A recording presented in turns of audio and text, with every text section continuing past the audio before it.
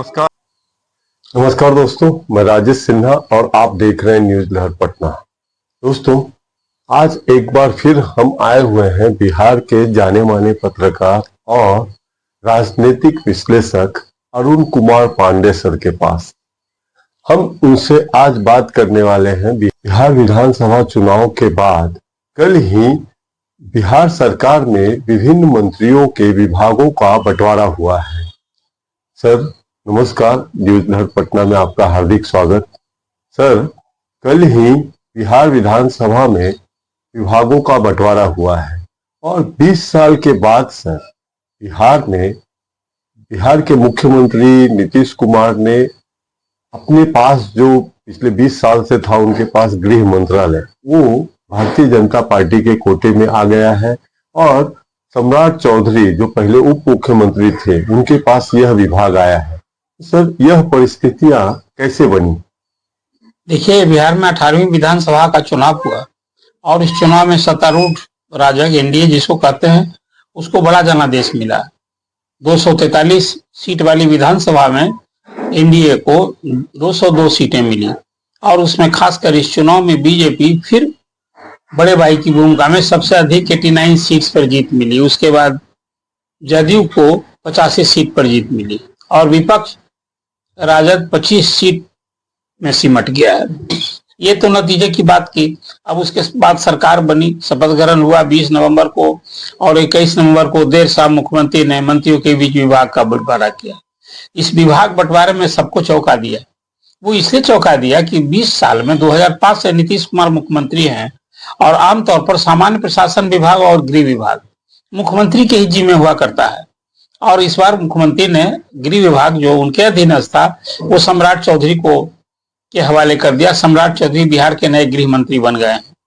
ये बिहार में देखिए, गृह मंत्री कोई पहली बार सम्राट चौधरी नहीं बने हैं। इसके पहले भी रामानंद तिवारी उस समय पुलिस मंत्री कहलाते थे, तो पुलिस मंत्री बने थे और 2 बार राज्य मंत्री भी गृह विभाग के बने थे। कांग्रेस के सरकार में बेगूसराय के रहने वाले भोला सिंह गृह राज्य मंत्री बने थे। इसके पहले सुशीला सहाय भी बनी थी गृह राज्य मंत्री। लेकिन एक लंबे अरसे के बाद और खासकर जो मुख्यमंत्री के जिम्मे रहने वाला विभाग है और 20 साल तक नीतीश कुमार ने शायद पहली बार इसको आप कहेंगे कि गृह विभाग सम्राट चौधरी को सौंप दिया, बीजेपी को सौंप दिया। इसका लोग कई अर्थ लगाने लगे कि आखिर क्या वजह हो सकता है। हालांकि देखिए, गृह विभाग जदयू ने बीजेपी को सौंपा है तो बदले में जो सम्राट चौधरी जो उप मुख्यमंत्री भी हैं उनका वित्त विभाग जदयू ने ले लिया है और विजेंद्र प्रसाद यादव जो ऊर्जा मंत्री हैं उनको वित्त विभाग का अतिरिक्त प्रभार मिला है। अब सम्राट चौधरी सहित अकेले नहीं, इस कैबिनेट में जो बनी अभी बिहार में 36 मंत्री बनाए जा सकते हैं मुख्यमंत्री सहित। तो अभी जो नई सरकार बनी है उसमें मुख्यमंत्री सहित 27 मंत्री बनाए गए हैं, मुख्यमंत्री और 26 मंत्री। उसमें 14 नए चेहरे हैं और जदयू के कोटे से अभी 7 सीटें मंत्री की खाली रह गई हैं। अभी जो फार्मूला आपस में लोगों ने तय किया है उसमें जदयू के 15 मंत्री और बीजेपी के 17 मंत्री बनाए जा सकते हैं। स्पीकर का भी पोस्ट जो है वो बीजेपी ने लिया है, जिसमें पूर्व मंत्री प्रेम कुमार का स्पीकर बनना लगभग तय माना जा रहा है। अब रही बात की सम्राट चौधरी को गृह विभाग मिला तो रामकृपाल यादव जो पूर्व सांसद थे, जो केंद्रीय मंत्री रहे, उनको कृषि मंत्री मिला है और भाजपा के प्रदेश अध्यक्ष दिलीप जायसवाल अब इस बार फिर सरकार में आ गए हैं। बीजेपी में रीति नीति रही है कि एक व्यक्ति 2 पद पर नहीं रहेगा। ये वही समय था जबकि सम्राट चौधरी पहले प्रदेश अध्यक्ष थे। जब मंत्री डिप्टी सीएम हो गए तो उन्होंने प्रदेश अध्यक्ष का पद खाली कर दिया था और उनकी जगह दिलीप जायसवाल बनाए गए थे। चुनाव के बाद फिर अब वो सरकार में आ गए हैं, उनको उद्योग विभाग मिला है तो अब नया प्रदेश अध्यक्ष बनेगा। मुझे लगता है कि भाजपा के जो राष्ट्रीय अध्यक्ष हैं जेपी नड्डा, उनकी जो 2 साल से तो उनकी भी जगह किसी को बनना है तो शायद उनके बनने के बाद जब वहां बदलाव होगा तो बिहार में भी बदलाव होगा। और इस मंत्रिमंडल में बीजेपी के जो 14 चेहरे हैं, 14 मंत्री बनाए गए हैं, उसमें 5 मंत्रियों के पास 2-2 विभाग है। और एक उसमें सबसे बड़ी बात हुई कि जो एनडीए बीजेपी जदयू लालू प्रसाद पर, कांग्रेस पर परिवारवाद और भ्रष्टाचार का आरोप करते रहती है, इस बार अब तो ये तंज व्यंग इस आरोप से अब एनडीए पर भी लगा कोई एमएलए चुनाव जीता लड़ा और न एमएलसी बना, और वो आदमी सीधे बन गया मंत्री। वो मैं बात कर रहा हूँ राष्ट्रीय लोक मोर्चा के अध्यक्ष उपेंद्र कुशवाहा, जो उनकी पत्नी इस बार सासाराम से स्नेह लता कुशवाहा जीती है। तो ये क्या लग रहा था कि राष्ट्रीय लोक मोर्चा का कोई एक मंत्री यदि बनेगा तो उनकी पत्नी बनेगी, लेकिन उन्होंने तो बना दिया अपने बेटे को, सीधे मंत्री बना दिया। अब ये भी एक हैरान करने वाली बात थी कि आखिर ये जनादेश किसी के नाम और मंत्री किसी को बना रहे हैं।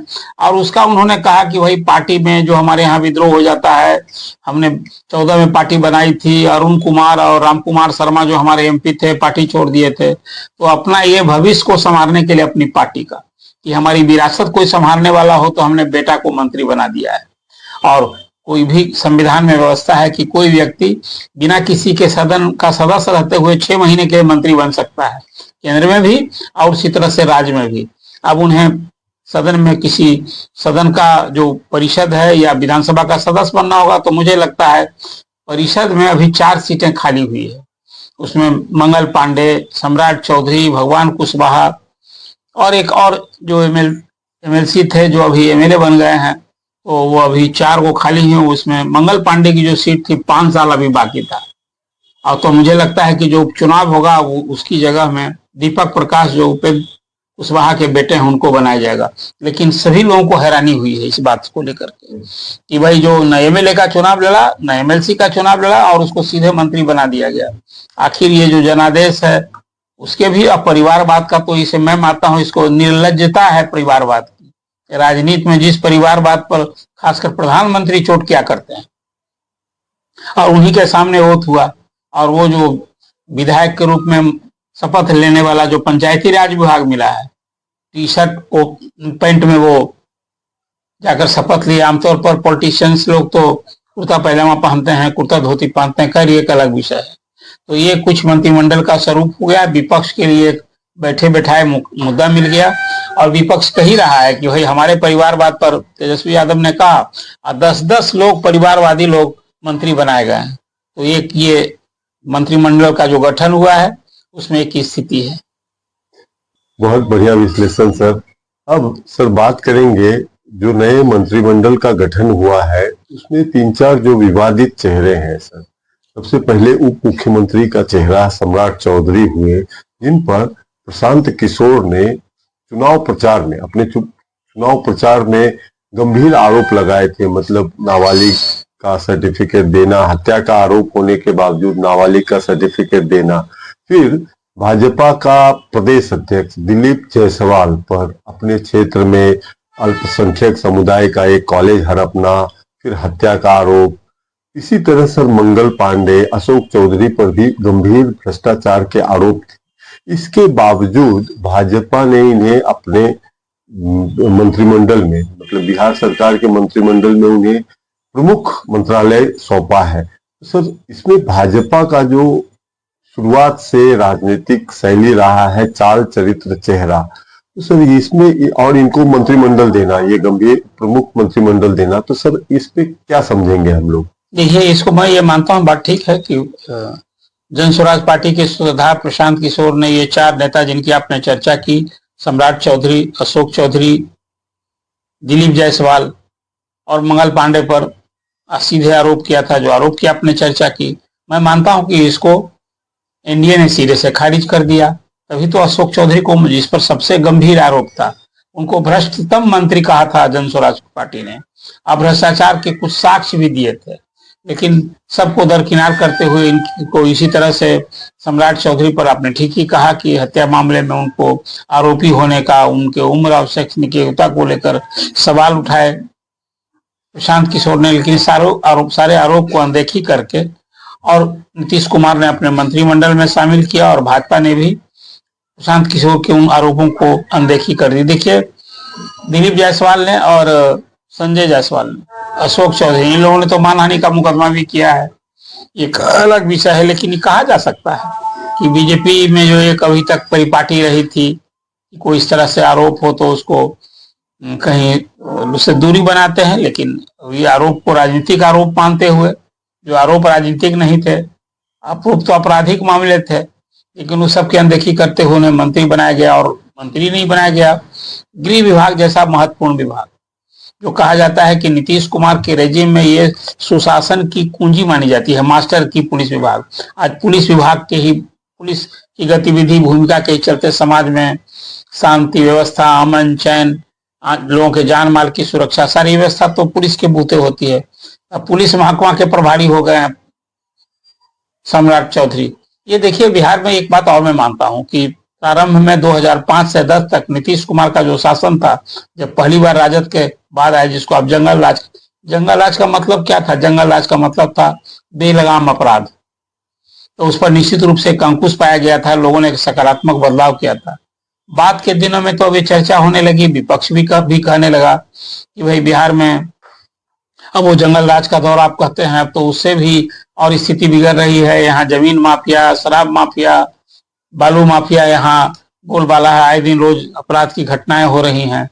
तो एक स्थिति परसेप्शन बन रहा था कि कानून व्यवस्था को मजबूती से लागू करना सचमुच इस एनडीए शासन के लिए, नीतीश कुमार के लिए भी एक बड़ी चुनौती बनती दिख रही थी। मुझे लगता है इसी परिप्रेक्ष्य में बीजेपी के मत्थे ये कानून व्यवस्था का जिम्मा लिया है बीजेपी ने, तो एक बड़ी चुनौती मैं मानता हूँ। खासकर सम्राट चौधरी के लिए भी अग्नि परीक्षा। ये अपराध तो होते रहेंगे, अपराध को बिल्कुल शून्य लाना किसी के लिए कल्पना से परे बात है, लेकिन अपराध हो, अपराधी के खिलाफ कार्रवाई हो, भ्रष्टाचारी के खिलाफ कार्रवाई हो, यही होता है शासन की पहली चुनौती।